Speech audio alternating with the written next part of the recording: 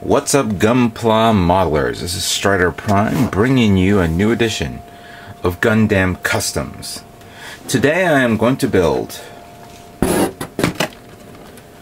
1/100 scale Master Grade Aegis Gundam from the Gundam Seed Animated series.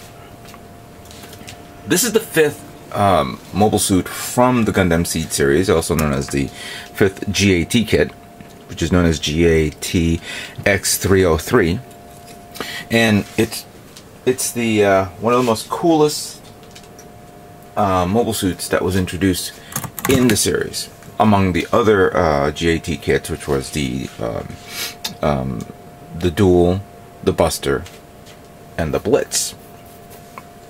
What makes it so cool, of course, is the fact that it is a very large kit. It is also one of the first kits in the animated series of Seed to, of course, transform from robot mode to an armored mode type vehicle.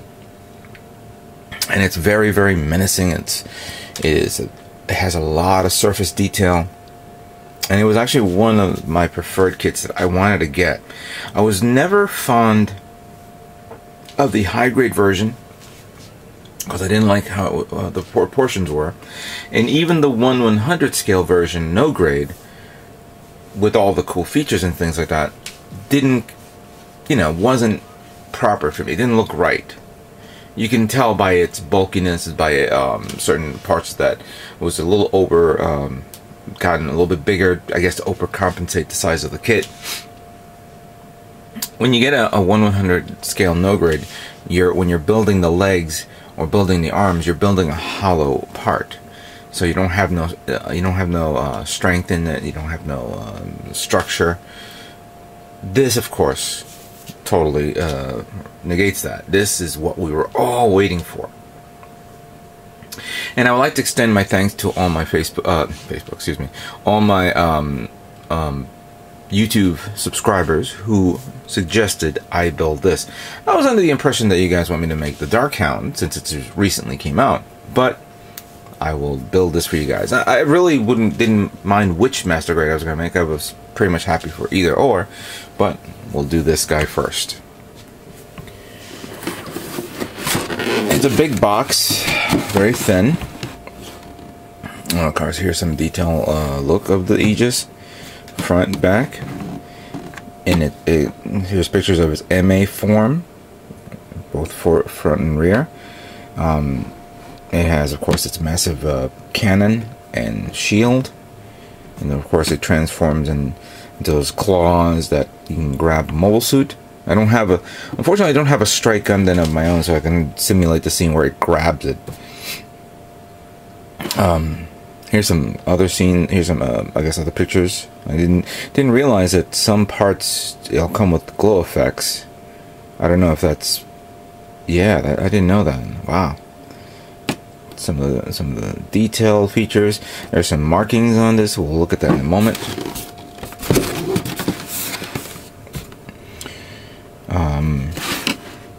I guess they're talking about the Gundam Seed HD Remastered, which of course has finally ended.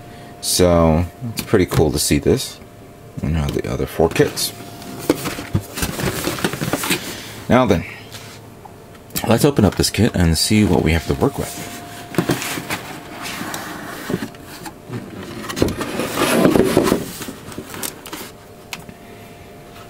Let me just position my camera.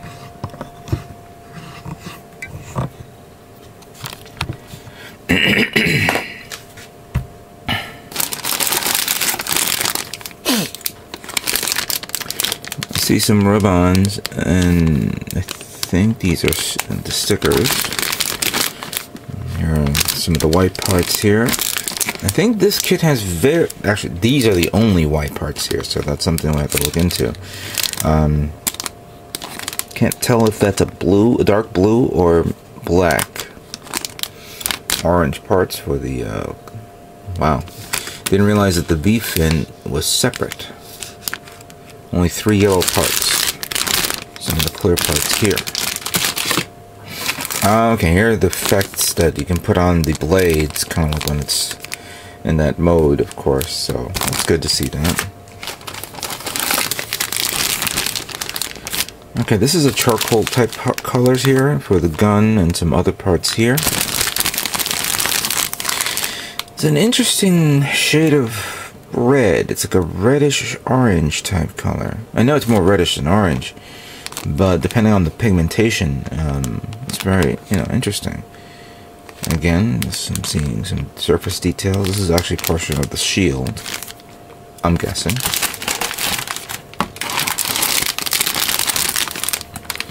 There's a lot of parts here. Yeah, very lot of parts. This is of course the tray that will. They always do 2 parts of the same part or same tray. I see the polycaps under there, so it's good to see that. Now I mentioned that the parts over there I saw was dark blue. I'm assuming dark blue, but I think I have to pull this out. This one is blue, a navy blue.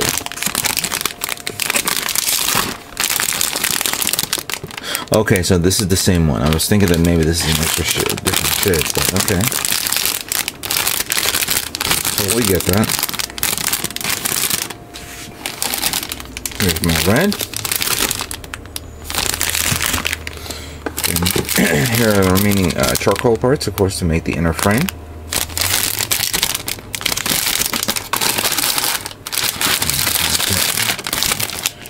Yep, the hands, of course, the hands are, considering even though it's a big kit, you would think that Bandai would at least splurge to make some manipulator hands, but I guess they have to do some part forming hands for now. And here's the manual. Let's put this away.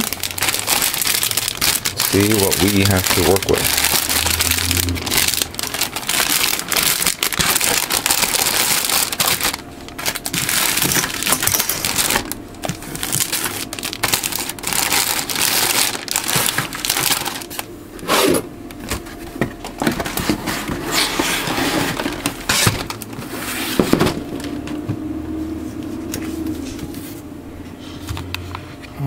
Okay. Nice cover art on the manual. Some more detailed information, of course, of the GAT mobile suits. And there's a protagonist right here. Rub transfer instructions. Of course, you got a cover and how to cut parts and things like that. Always good to know. Always good to refresh yourself. Here's the page where it covers all the parts in detail.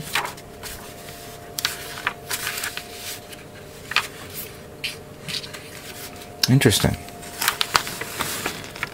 Tray number D,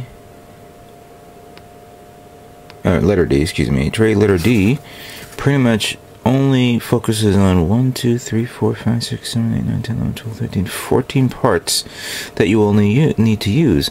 The remaining, it's asking you not to touch. It's odd, considering that I'm looking at parts that look like joints and stuff. Maybe it's been applied, or maybe I wonder if this is actually from another kit. If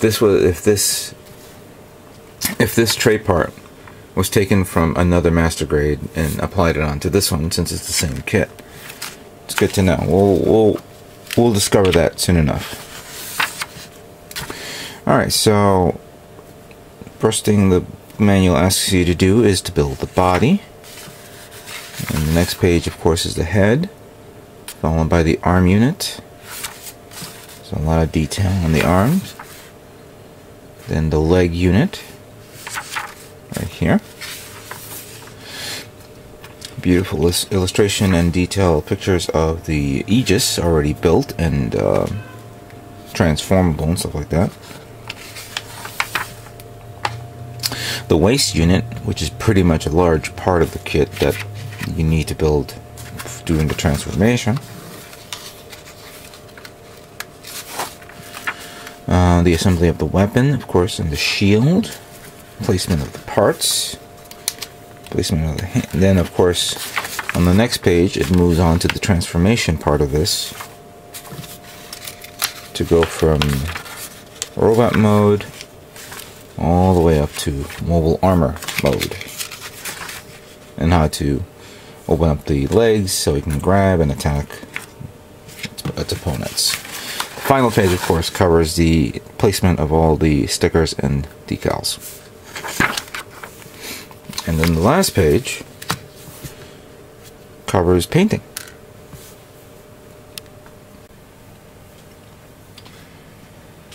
Now, painting is something that I'm definitely going to do with this kit.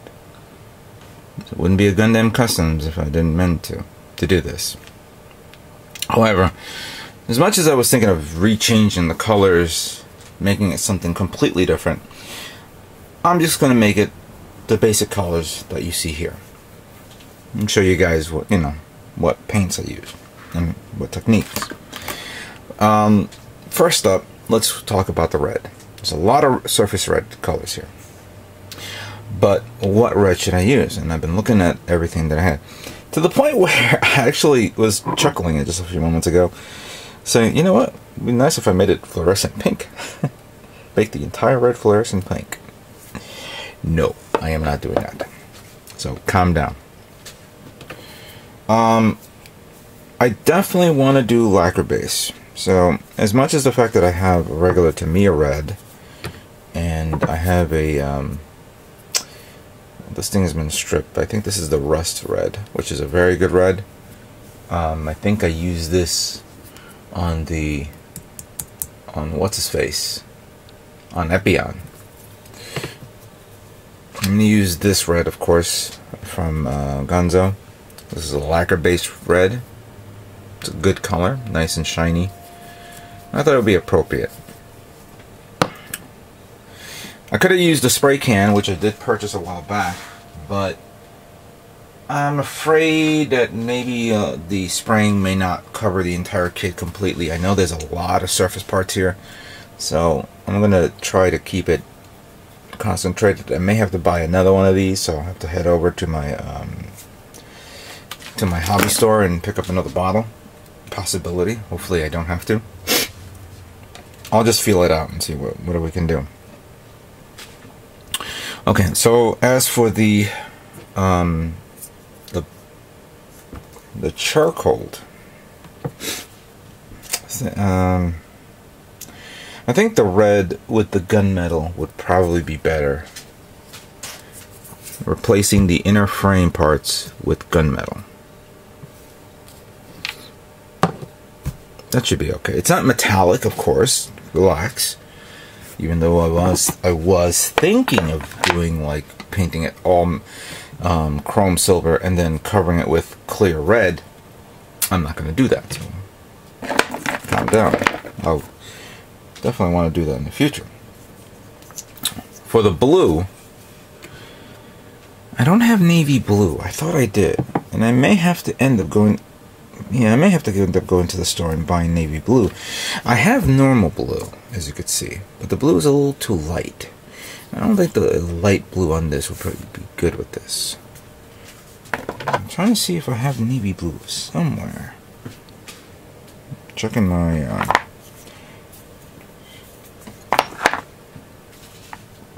oh, don't worry about it. I'll definitely look into getting navy blue. So this one, I'll just keep this here as a point of reference, but I'm definitely buying the navy blue. That yellow is, I think I'm going to replace that yellow with orange. Orange would probably look good on this. So yeah, so we have that. So we have this color, and the yellow, and the white. And I think that's pretty much it. Yeah, there's only 4 colors here. Oh, and then we forgot the white. So, there we go. Cool white. I think that's pretty much it. That covers the whole aspect of this build. I'll definitely, this is of course an airbrushing video, so you'll be seeing me airbrush. I don't think I'm going to have the same problem that I had with the Victory Gundam. Even though I spray painted it with parts that's already been assembled, I realized that when I was spray painting it, I was covering the internal frame with a lacquer-based paint, which sealed up and tightened the actual small parts, which of course caused it to break and snap off. Since I'm going to be using an acrylic-based paint, and since this inner frame is a little bit bigger and a little bit more stronger, I'm not going to have that problem. Nevertheless, I will keep an eye on what I do and make sure that the joints are free for movement and posability. With that being said, enough talking. Let's begin building Master Grade Aegis.